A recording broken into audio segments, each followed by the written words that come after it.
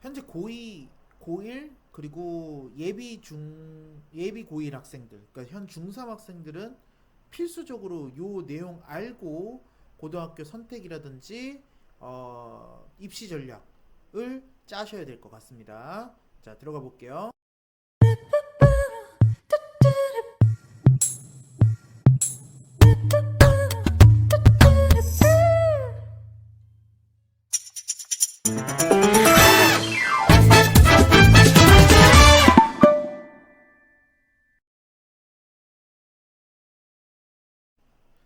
네, 안녕하십니까. 인천에서 입시 컨설팅하고 있는 영원장입니다.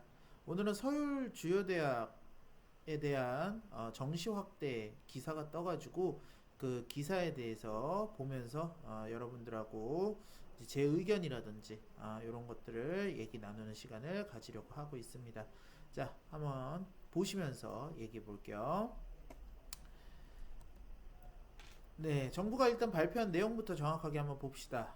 서울의 주요 대학의 정시 확대를 진행하려고 하는 것 같습니다. 정부가 어떤 의지를 갖고 정책을 피느냐가 대학교의 입시 전형에 대한 변화가 굉장히 큽니다. 2022학년도니까 내년 입시고요. 그러면은 현 고2 그리고 앞으로 요게 한 3년간 이렇게 지속되거든요. 될 수 이제 한번 이렇게 발표를 하면은 그래서 현 예비고일 그러니까 중3 학생들까지 요 내용 필수적으로 좀 보시고 난 다음에 입시 전략 짜셔야 될 것 같습니다. 뭐 이렇게 쭈루룩 나와 있는데 대표적인 걸로 좀 보면은 정시를 40% 이상 뽑는 대학들이 건국대, 경희대, 고려대, 광운대, 동국대, 서강대, 서울시립대, 서울대, 서울여대, 숙명여대, 성균관대, 또 숭실대, 연세대, 중앙대, 한국외대, 한양대 몇몇만 봐도 굉장히 쟁쟁한 학교들이 정시를 많이 뽑고 있습니다. 그러니까 서울 이렇게 주요 대학교들 그리고 특히나 서울대가 이렇게 뽑는다라고 발표를 땅 하고 해버리면 나머지 학교도 다 따라간다라고 생각하시면 됩니다. 그러면은 여태까지 이제 수시가 70%, 정시가 30%로 이렇게 나눠져 있던 게 바뀐 거예요.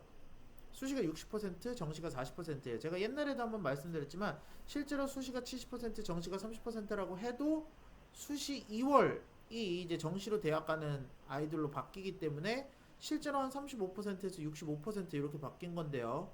이렇게 되면은 지금 45%대 55%, 즉 거의 반반이라고 보는 게 훨씬 더 나을 것 같습니다. 왜냐면 우리 뭐 예를 들어서 일반 학생들 같은 경우 뭐 고른기회 못 쓰고요.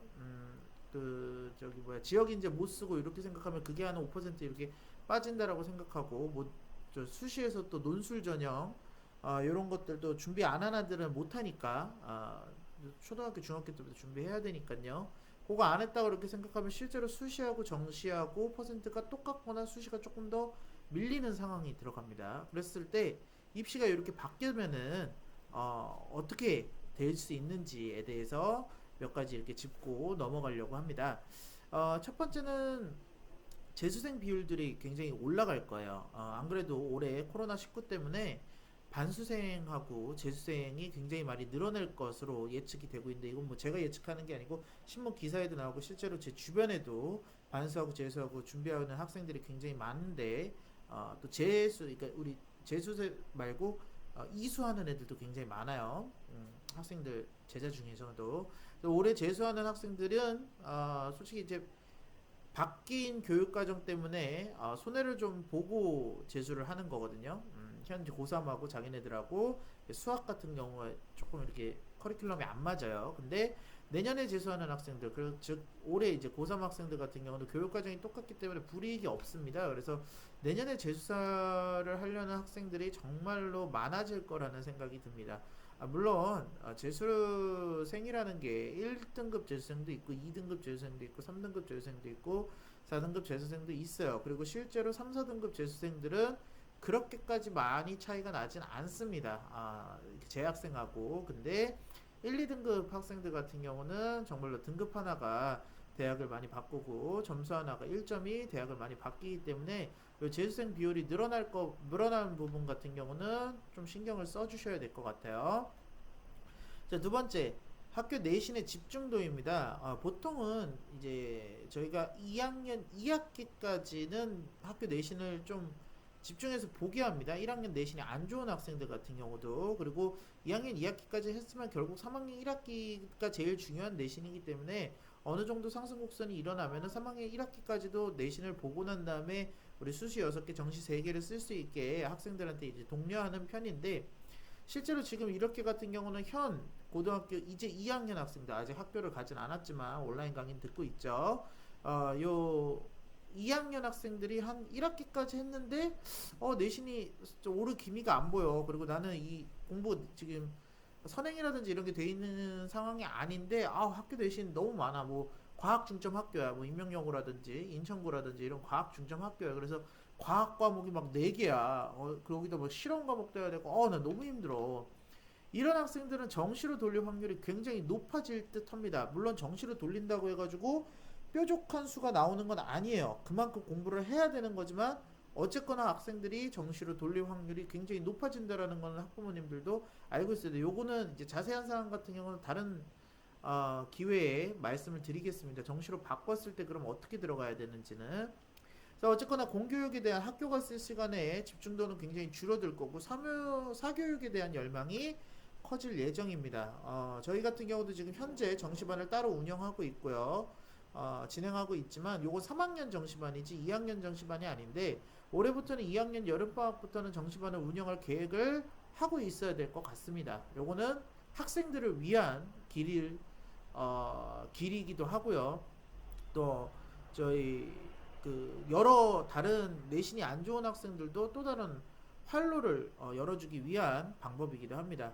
그래서 학생들도 요거에 맞춰서 학교 내신이나 과제 또 이게 생기부 만드는데 시간을 쓰는 거에 대한 배분이 바뀌어야 될 것 같고요. 또 정시로 입시 전력을 바꾸는 학생들이 많아진다면 그만큼 아이들이 내신에 집중을 안 하니까 내신을 따려고 하는 학생들이 또 한 번 좋은 기회를 맞을 수 있습니다. 그래서 내 포지션이 어딘지, 그리고 내가 얼마큼 지금 선행이나 공부가 되어 있는지, 그리고 정시로 바꿀 수 있는지 없는지에 대한 거는 혼자 생각하지 마세요. 다시 한번 말씀드릴게요.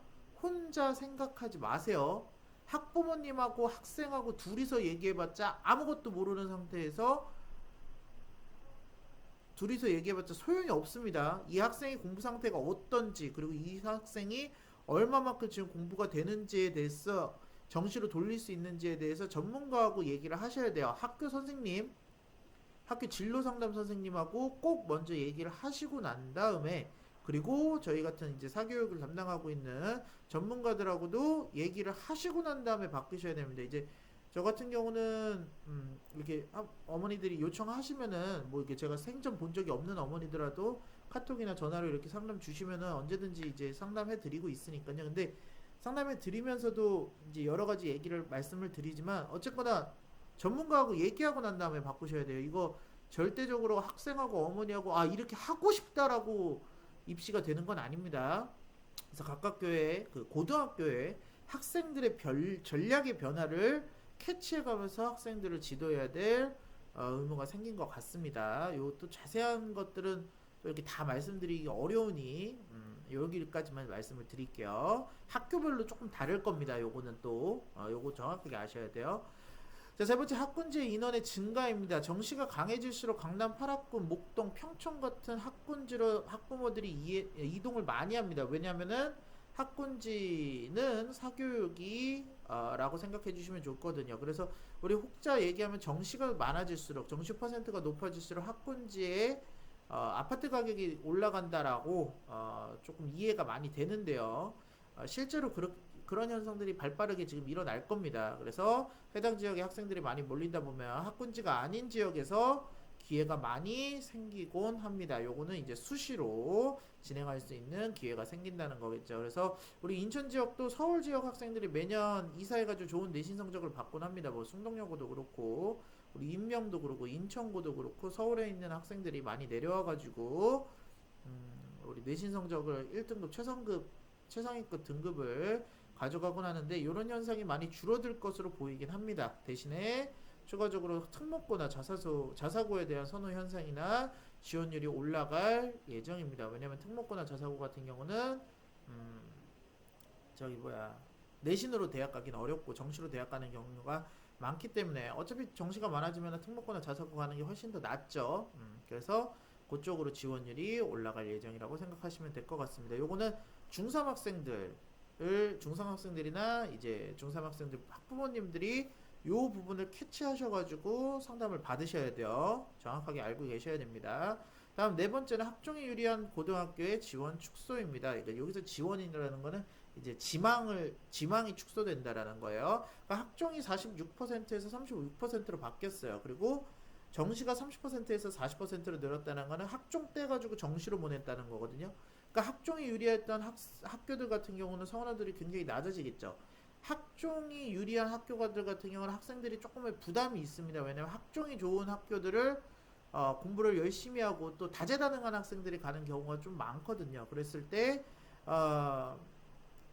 이 학종이 유리하기 때문에 내신에서 조금 손해보더라도 학종을 위해서 지원율이 조금 높았던 학교들이 있는데, 요런 학교들은 이제 내신을 따기 용이한 학교로 지역 내에서만 선호도가 조금 바뀔 예정이죠. 아까 말씀드렸듯이 이제 서울에서 내려오거나 이런 것들은 다른 케이스고, 요거 지역 외 케이스고, 지역 내에서는 이제 학종이 유리한 그런 소위 말해서 내신 따기 어려운 학교보다 내신 따기 쉬운 학교로 어머니들이 지원할 수 있는 이제 대의가 생겼다, 근거가 생겼다라는 거죠. 그래서 학종 전형으로 대학 입학을 할 수 있는 기회가 대표적으로는 서울지역대학교에 몰려 있는데, 그래서 서울지역대학교에 몰려 있다면 적어도 내신 1, 2, 3등급 나와야 된다라고 말씀을 드렸고요. 근데 서울지역의 대학교가 학종 퍼센트를 줄이고 그만큼 정시 포인트를 늘린 상황이니까 학종이 유리한 고등학교의 쏠림이 다소 줄어들 예정이라고 보시면 됩니다. 그리고 기사 마지막에 나와 있는 부분이 있어요. 지방거점 국립대의 지역인재 전형하고 고른기회 전형이 한 10% 내외로 높아지게 됩니다. 그렇게 되면은 우리가 해당 지역이 지역 거점 국립대학교를 갈 수 있는지, 또 혹은 이런 취약계층에 대한 고른기회 전형을 받을 수 있는지 없는지에 대해서 한 번 더 확인할 필요가 있을 것 같습니다. 기사 같이 첨부해 놨으니까 기사도 한번 보시면 좋을 것 같고요. 다시 한번 말씀드리지만 이 내용만 가지고 학부모하고 학생들하고 얘기하시면 안 되고요. 학교 선생님 꼭 여쭤보시고 집요하게 이 부분에 대해서 학교 선생님, 또 학교 부장 선생님, 뭐 기회가 된다면 교감 교장 선생님, 또 진로 선생님 이렇게 물어보시고요. 그리고 난 다음에 꼭 사교육을 하고 있는 분들한테도 의견을 한 분한테만 물으시면 안 되고요. 여러분한테 물으셔가지고 어머니나 학생이 인사이트를 키우셔서 결정하는 게 가장 좋습니다. 누구 한 명만 믿으시면 안 되고요. 여러분한테 의견을 물으신 다음에 선택을 하시는 게 그 피해도를 줄인다 그래야 되죠, 그쵸? 확률을 높일 수 있는 올바른 대입 전형을 전략을 가져갈 수 있는 키 포인트가 되겠습니다. 오늘은 여기까지 하겠습니다. 감사합니다.